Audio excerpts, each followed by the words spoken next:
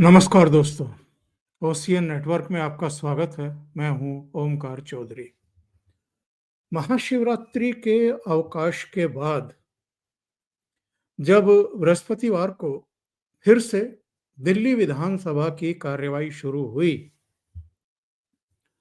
तो विधानसभा के बाहर आम आदमी पार्टी के वो एमएलए जिनको पहले ही दिन निष्कासित होना पड़ा था, और वो भी अपनी हरकतों की वजह से, बल्कि दूसरे दिन, पहले दिन भी कुछ निष्कासित हुए थे, निलंबित हुए थे।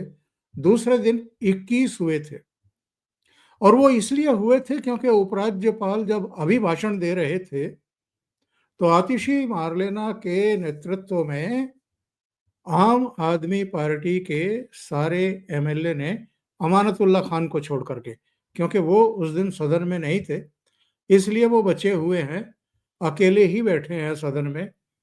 लेकिन जो बाकी के 21 चुन करके आए हैं, उन्होंने हल्ला काटना शुरू कर दिया, ताकि उपराज्यपाल नई सरकार, नई चुनी हुई सरकार का जो विजन डॉक्यूमेंट होता है, वो पब्लिक तक ना जाने पाए। इसके अलावा इस हंगामे, इस हो हल्ले के पीछे एक और बड़ा कारण था। डॉक्टर अंबेडकर और सरदार भगत सिंह, इन दोनों की तस्वीरें नई सरकार की मुख्यमंत्री रेखा गुप्ता ने उस दीवार से हटा क्यों दिए, और वहां पर राष्ट्रपति के, राष्ट्रपिता के और प्रधानमंत्री के फोटो क्यों लगा दिए, जिस दीवार के पास मुख्यमंत्री बैठती हैं दफ्तर में। हुआ केवल इतना था कि वो दोनों तस्वीरें हटा करके राइट साइड में जो दीवार है वहां पर लगा दी गई थी, यानी सरदार भगत सिंह की भी और डॉक्टर अंबेडकर की भी। तो इन्होंने कहा कि ये डॉक्टर अंबेडकर का अपमान कर दिया गया है। जब गांधी जी की तस्वीर हटा करके इन्होंने वहां से और अंबेडकर की और भगत सिंह की लगाई थी, तब गांधी जी का अपमान नहीं हुआ था। और जब सुनीता केजरीवाल ने वीडियो रिकॉर्डिंग के समय, जब इनके पति देव तिहाड़ में थे, तो वीडियो रिकॉर्डिंग के समय डॉक्टर अंबेडकर और सरदार भगत सिंह के बीच में अपने पतिदेव यानी अरविंद केजरीवाल की उसी साइज की फोटो लगा दी थी, तब भी इन दोनों का अपमान नहीं हुआ था। डॉक्टर अंबेडकर, जिन्होंने भारत के संविधान को रचा, और सरदार भगत सिंह, जिन्होंने 23 साल की उम्र में हंसते हंसते फांसी के फंदे को चूम लिया, उन दो महान राष्ट्र भक्तों के बीच में एक भ्रष्टाचारी, एक घोटालेबाज, एक झूठ और मक्कारी के नाम पर, पाखंड के नाम पर लोगों को ठगने वाले अरविंद केजरीवाल का चित्र लगा करके बैठी हुई थी सुनीता केजरीवाल। तो तब इन दोनों महान विभूतियों का अपमान नहीं हुआ था। लेकिन ये हंगामा क्यों हो रहा है? डॉक्टर अंबेडकर और सरदार भगत सिंह की फोटो हाथों में लेकर के उसके पीछे छुप करके कौन सा अपना ये साधना चाहते हैं, कौन सा टारगेट ये अचीव करना चाहते हैं? क्योंकि इनको पता है कि एक एक करके अब विधानसभा में नई चुनी हुई भारतीय जनता पार्टी की ये सरकार इनके कच्चे चिट्ठे खोलने जा रही है, इनके पाप के घड़े फूटने जा रहे हैं। और जिस दिन ये हंगामा हुआ, उस दिन सीएजी की रिपोर्ट आ रही थी शराब घोटाले पर, और उसको सदन में पेश करने से रोकने के लिए डॉक्टर अंबेडकर के और सरदार भगत सिंह के पीछे छिप करके जो इनके घोटाले हैं, जो इनके भ्रष्टाचार हैं, जो इनकी गड़बड़ियां हैं, उससे पब्लिक का ध्यान हटाने के लिए ही ये सारे हंगामे और नाटक नौटंकी हो रही थी। और दिल्ली के मीडिया के जरिए ये लोगों का ध्यान एक्चुअल में उससे डाइवर्ट करने की कोशिश कर रहे थे, वो तमाशे हो रहे थे। तो विधानसभा स्पीकर इस समय कौन है?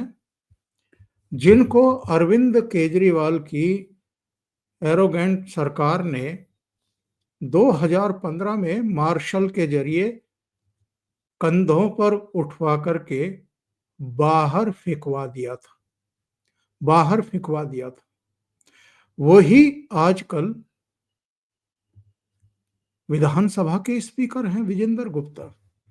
तो उनकी तरफ से किसी तरह की कोई बख्शीश इनको होगी, किसी तरह की रियायत वो देंगे, ये तो इनको भूल ही जाना चाहिए। और वही हुआ, जब उनके चेतावनी देने के बावजूद, इनके नाम लेने के बावजूद ये लोग नारेबाजी से बाज नहीं आए, तो जितने भी आम आदमी पार्टी के एमएलए उस समय थे सदन में, सबको उन्होंने बाहर कर दिया, पहले दिन भर के लिए और फिर 3 दिन के लिए सदन की कार्रवाई से निष्कासित कर दिया।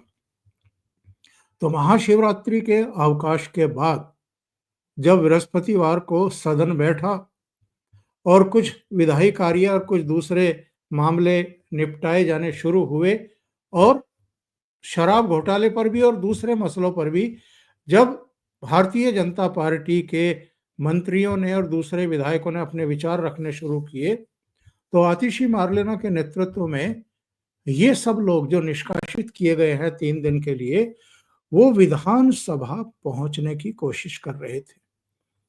तो दिल्ली पुलिस ने उनको रोक दिया। उन्होंने कहा कि आपको वहां जाने की अनुमति नहीं है। और इस पर आतिशी पुलिस से ही उलझ गई, उनसे ऑर्डर दिखाने की मांग करने लगी। उधर सदन के भीतर ये स्पष्ट किया गया, कपिल मिश्रा के द्वारा भी और दूसरे मंत्रियों के द्वारा भी, कि ये लोग जो हंगामा कर रहे हैं वो जरा इस बात को अच्छे तरीके से समझ लें और नियम कायदे कानून पढ़ लें कि अगर आपको सदन से निष्कासित किया गया है तो आप विधानसभा परिसर में भी आने के अधिकारी नहीं रह जाते। लेकिन उनको तो नाटक नौटंकी करनी थी और उन्होंने वही काम करना शुरू कर दिया। मैंने एक ट्वीट भी किया था, जो ये कर रहे थे, जब इनको वहां नहीं जाने दिया गया तो आतिशी के नेतृत्व में ढपली लेकर के ये सड़क पर बैरिकेड के पास बैठ करके वही करने लगे जो जेएनयू में हम उनको देखते हैं, वामपंथियों को।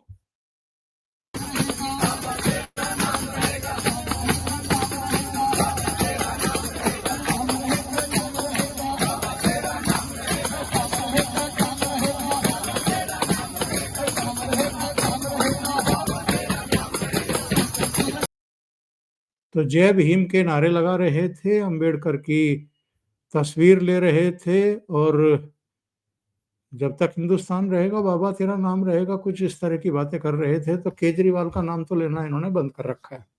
मैंने एक और ट्वीट करके पूछा था कि ये संजय सिंह कहाँ हैं, ये नहीं दिखाई दे रहे आजकल, ना प्रेस कॉन्फ्रेंस में, ना धरने प्रदर्शनों में, ना इंटरव्यूज दे रहे हैं।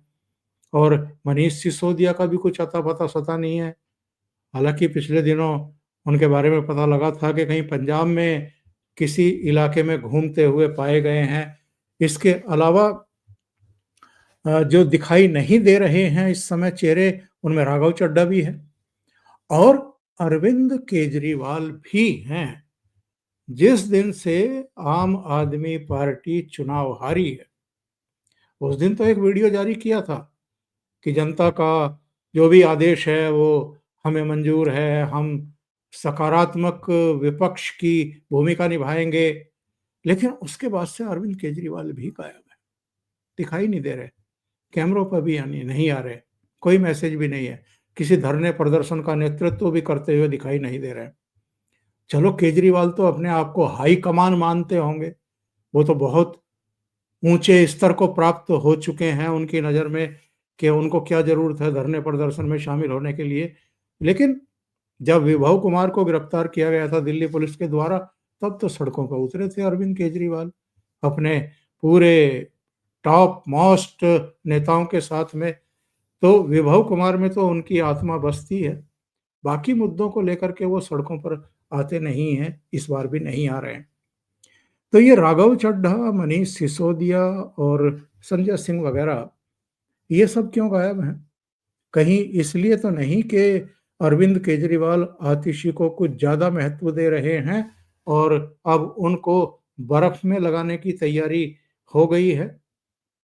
वैसे मनीष सिसोदिया, सत्येंद्र जैन, सौरभ भारद्वाज, ये सब चुनाव हारे हैं अरविंद केजरीवाल के साथ। सौरभ भारद्वाज भी दिखाई नहीं दे रही हैं इन धरने प्रदर्शनों में, कहीं नहीं है, ना किसी प्रेस कॉन्फ्रेंस में आ रहे हैं, ना बात कर रहे हैं। तो पार्टी के भीतर भी सब कुछ ठीक नहीं चल रहा है। और जो सदन में एकमात्र बचे हैं इस समय, अमानतुल्लाह खान, उनके सुर किस तरीके से बदल गए हैं, अकेले पड़ गए हैं ना। जब झुंड में होते हैं, जब बहुत सारी भीड़ के बीच में होते हैं, तो इनके तेवर कुछ और होते हैं। लेकिन चूंकि अब सदन में अकेले बैठे हैं और बाकी को निष्कासित कर दिया गया है, तो उनका सुर देखिए वो किस तरीके से निवेदन कर रहे हैं स्पीकर से कि साहब जिनको निष्कासित किया गया है, प्लीज बराए मेहरबानी उनको अंदर बुलवा लीजिए। और स्पीकर उनके साथ किस तरह पेश आ रहे हैं, जरा ये भी देखिए। आप तमाम हमारे जितने भी साथी हैं, आप उनको बुला लें। कई बार ऐसा हुआ है कि आपको बाहर भेजा गया, जब अनुरोध आपके दूसरे साथी ने किया तो हमने ओम प्रकाश जी को और दूसरे लोगों को आपके अनुरोध पर हमने बुलाया। तो मैं तो यही चाहूंगा कि वो सारे पार्ट हैं, और क्योंकि अभी जो है आपका डिप्टी स्पीकर का भी चयन होना है, उसका इलेक्शन होना है, तो उसमें अपोजिशन अगर नहीं रहेगा तो वो ठीक नहीं होगा किसी भी लिहाज से।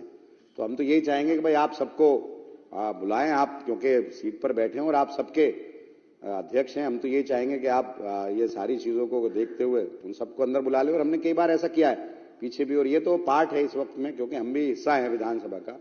और बड़ी अच्छी बात है कि दिल्ली की जनता ने विषय पर आपको चुनकर के भेजा है, और हम खैर मकदम करते हैं इसका, जनता ने कहा। और हम यही चाहेंगे कि आप तमाम तबकात के साथ में जो भी हैं कार्य करें, और हम मुख्यमंत्री जी से भी और तमाम मंत्री से और तमाम विधायकों से हमारी तो ये रिक्वेस्ट रहेगी, ये दरखास्त रहेगी कि आप दिल्ली की जनता के लिए काम करें। और मैं एक और बात करना चाहूंगा, देखिए जिस तरह से मैं यहाँ मौजूद हूँ, सीएजी पर बात करनी है, मुझे सीएजी पर बात करनी है तो करिए। मैं ये करना चाहूंगा कि जिस तरह से कोई निकम्मा कह रहा है, कोई बेईमान कह रहा है, कोई निकम्मी सरकार कह रहा है, तो इस तरह की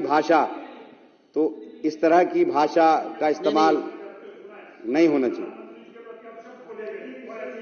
इस तरह की भाषा का इस्तेमाल नहीं होना चाहिए। बोले गए और आपके मुख्यमंत्री ने बोले, और ऐसे शब्द भाषा का सुन नहीं सकते थे आप लोगों ने। कोई लज्जा नहीं छोटी, निर्जल होकर तुम लोगों ने बदतमीजी सदस्य बैठ जाएं, बर्दाश्त की, और आज आप सदस्य बैठ जाएं। ओपी शर्मा जी। मनजिंदर सिंह सिरसा ने क्लास ले ली अमानतुल्लाह खान की कि अरविंद केजरीवाल किस किस शब्दों का प्रयोग करते थे और किन किन के बारे में शब्दों का प्रयोग करते थे, ये पूरी दिल्ली और पूरा देश भूला नहीं है। इसी फ्लोर का अरविंद केजरीवाल ने अपनी भड़ास निकालने का एक जरिया बना लिया था, एक फ्लोर बना लिया था। वो प्रधानमंत्री तक को चौथी पास बताते थे। तो इनको तो बोलने ही नहीं दिया आगे। और जो ओपी शर्मा ने कहा, ओम प्रकाश शर्मा ने कहा, वो तो बहुत ही दिलचस्प था। 4 लाख लगे हैं। ओके, 15 लाख मैंने नंबर दिया था, 4 लाख लगे हैं आपने। और 4 लाख सीसी उस टाइम देखिए हम गवर्नेंस में नहीं थे, एक रफ फिगर दी थी।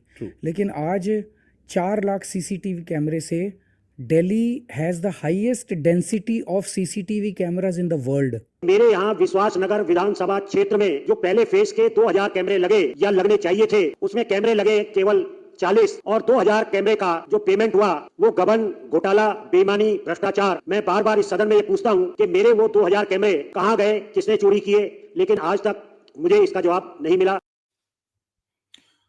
यानी कि सीसीटीवी कैमरों में भी बहुत बड़ा घोटाला हुआ है, वो भी चीजें सामने आएंगी।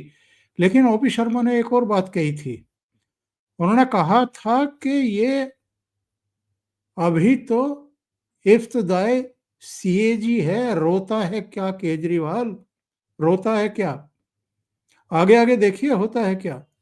यानी अभी तो शराब घोटाले की सीएजी रिपोर्ट रखी गई है। और जब हम बात कर रहे हैं तो मुझे जानकारी मिल रही है कि कल ये जो मोहल्ला क्लिनिक हैं, ये जो हेल्थ डिपार्टमेंट है, इनकी पोल पट्टी खुलने वाली है। इनकी सीएजी रिपोर्ट आने वाली है। दिल्ली में अब आप देखिए कि कपिल मिश्रा ने क्या कहा है। रिपोर्ट को अगर एक लाइन में हम बोलें, एक लाइन में इस रिपोर्ट को अगर बोलें तो एक लाइन में समराइज कर दे तो झाड़ू वाला ही दारू वाला है, दारू वाला है, पूरी बड़े बुजुर्गों ने कहा है कि शराब अच्छे अच्छों को बर्बाद कर देती, अच्छे अच्छों को डुबो देती है। शराब एक ऐसी चीज है जिसमें जो डूबा वो बचा नहीं। और मैं ये कहना चाहता हूं कि इन चुनावों ने ये साबित कर दिया है कि आपदा की सरकार, उसके वो सभी मंत्री जो शराब घोटाले में शामिल थे, उसके वो सभी पूरा का पूरा जो गैंग था, इस ठेकों को खुलवाने वाला, कमीशन को खाने वाला, वो पूरा का पूरा गैंग आज अपने आप को बेरोजगार नेता बताता हुआ घूम रहा है।